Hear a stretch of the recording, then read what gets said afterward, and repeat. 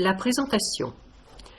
En 1626, l'évêque de Senlis, Nicolas Sanguin, donna mission à deux sœurs parisiennes, Catherine Dreux et Marie Delacroix, de fonder un établissement pour, je cite, « instruire aux bonnes mœurs les petites filles par de bons préceptes et de leur enseigner la doctrine chrétienne, de leur apprendre à lire, à écrire, tapisser, peindre et autres exercices honnêtes et sortables à leur sexe. » Pour les héberger, Nicolas Sanguin acheta d'abord l'hôtel de la Belle Image, situé rue de la Tournelle Saint-Vincent, qui la séparait de l'abbaye Saint-Vincent.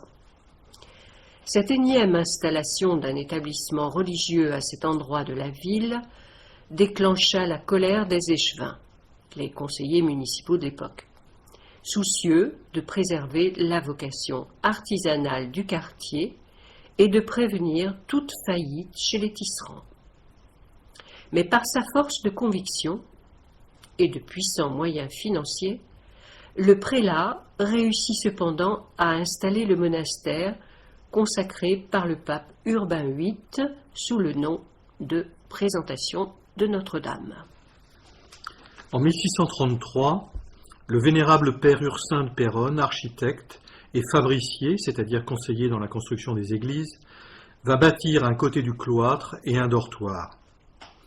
La légende rapporte que pendant les travaux, comme un jour on élevait une pierre pour l'entablement avec une grue, un manouvrier étant en haut du bâtiment, qui est de 4 étages, pour la poser sur le mur, cette pierre lui échappa des mains et tomba dans le jardin, aux pieds de plusieurs ouvriers qui taillaient là de la pierre, entraînant avec soi le dit manouvrier, qui tomba droit sur ses 2 pieds, sans être aucunement blessé, demeurant seulement un peu étourdi. Les autres ouvriers, le voyant tomber, s'écrièrent tous d'une voix « Miséricorde, voilà un homme mort !» Mais le voyant demeurer debout sur ses pieds, sans vouloir même s'asseoir, ils se dirent que c'était là un miracle tout évident. En 1639, la chapelle du monastère est érigée derrière l'actuelle petite maison en briques. Le nombre des religieuses augmentant sans cesse, le prélat dut encore acquérir pour les loger quelques petites maisons et jardins tenant aux remparts de la ville, puis, toujours à ses dépens, des habitations de l'autre côté de la rue de Meaux pour y construire de nouvelles classes. 2 passages voûtés furent percés en 1653 sous la rue afin de réunir les classes au couvent.